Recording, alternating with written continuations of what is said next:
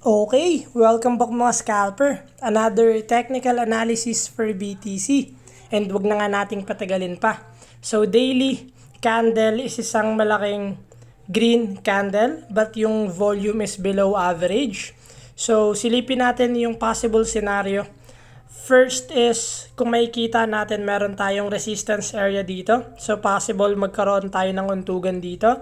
But again with volume and breaking this resistance is possible magkaroon na tayo ng uptrend continuation since kung makikita natin higher low and possible another higher low, but still wait pa rin sa mga candle na magkakaroon ng rejection or breakout sa lower time frame since makikita natin puro green candle.